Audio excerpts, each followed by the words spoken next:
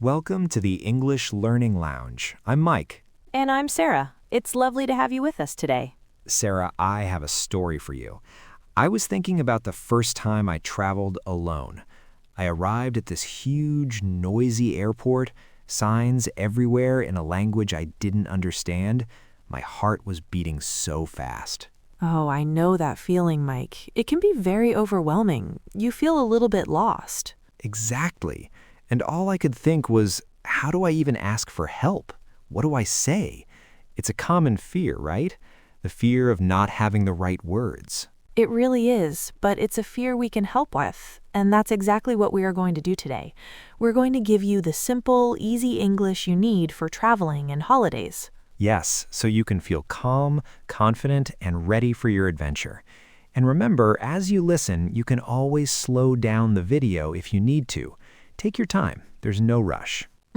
That's a great reminder. And if you enjoy our calm approach to learning, please think about subscribing to the English Learning Lounge. It helps us a lot.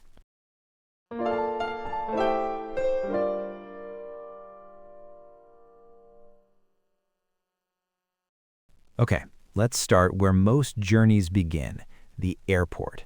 That big, confusing place from my story. Right. So the first thing you need to do at the airport is find the check-in desk. Check-in is where you show your ticket and leave your big bags. The bags you don't take onto the plane with you, your luggage. Exactly, your luggage. At the check-in desk, they will give you a very important piece of paper. It's called a boarding pass. A boarding pass.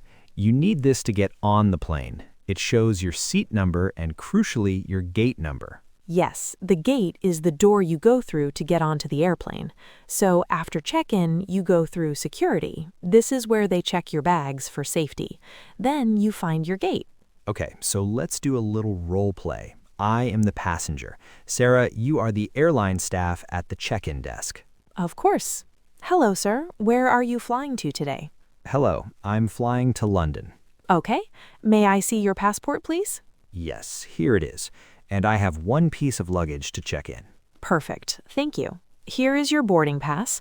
Your flight leaves from gate number 15. Gate 15. Thank you very much. See? Very simple. And one more important phrase for the airport is final call.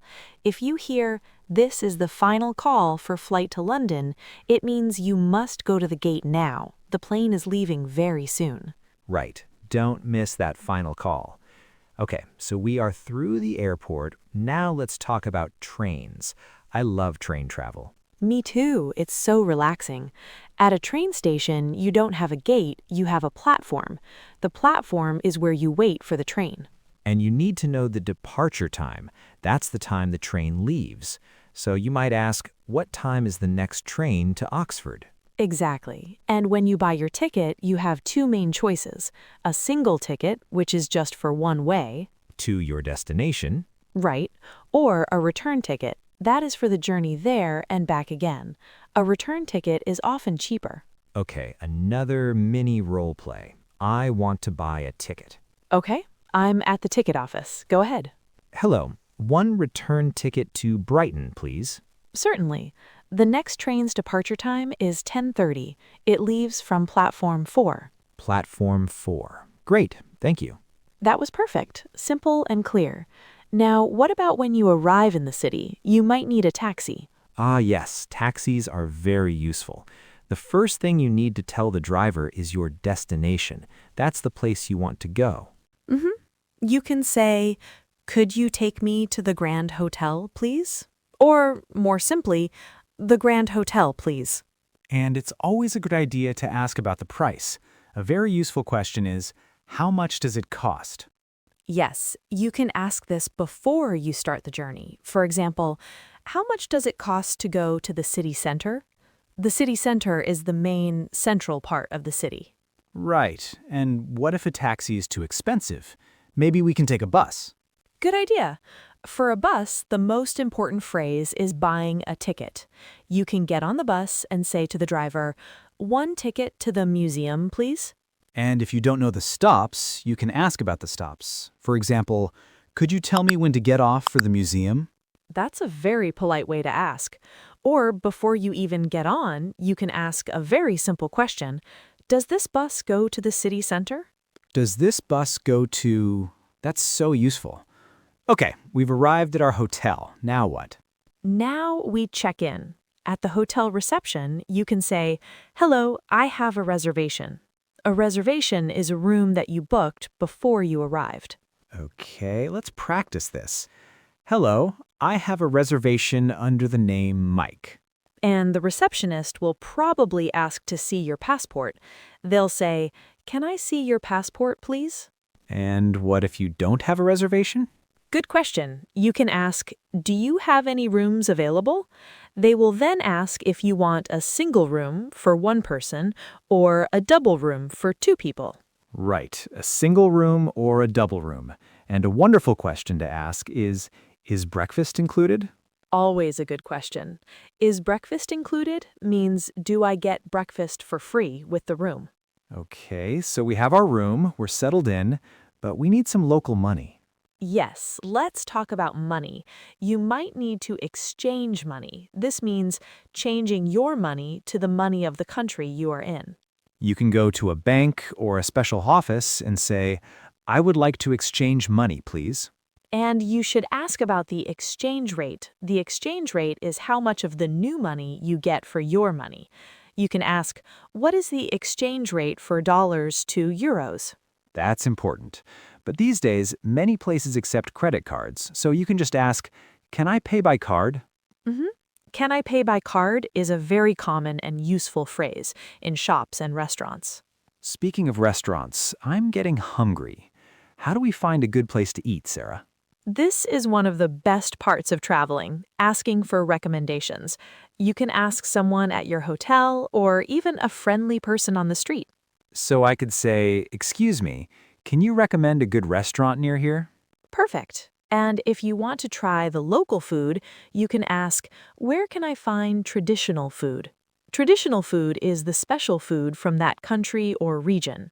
I love asking that. And it's not just for food. You can also ask about sightseeing. What are the best places to visit in this city? Exactly. Best places to visit is a wonderful question to ask. You will discover amazing things that are not in the guidebooks. So now we have a recommendation for a fantastic museum, but how do we get there? This brings us to our last topic, asking for directions and about transportation. The most important question is, how do I get to the museum? How do I get to? Simple and clear. I like it. You can also ask, is it far from here? To know if you can walk. Yes, is it far from here is very helpful. If it is far, you might need a bus or a train, so you can ask, which bus should I take? Or which train should I take? And they might answer, take bus number 10. And then you know exactly what to do. And just like that, you are exploring the city with confidence. Wow, we've covered a lot today, Sarah, from the airport to asking for directions. We have. Let's do a very quick, gentle recap. We learned how to talk about check-in and your boarding pass at the airport. And how to buy a single or return ticket for the train and find the right platform. We learned how to tell a taxi driver your destination and ask, how much does it cost? And how to ask, does this bus go to your destination?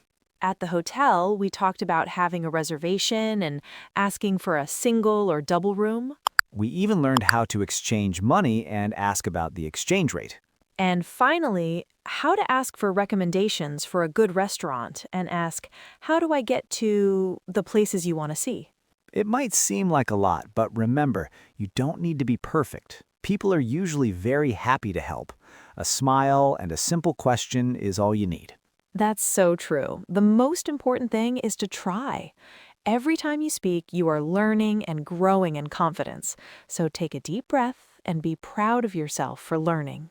If you found this episode useful, please like the video and subscribe to our channel. And if you have a topic in mind that you think we should talk about in the next episode, just write it down in the comment section. We will be glad to do it. Thank you for joining us in the English Learning Lounge today. Remember, Calm English is confident English. Until next time.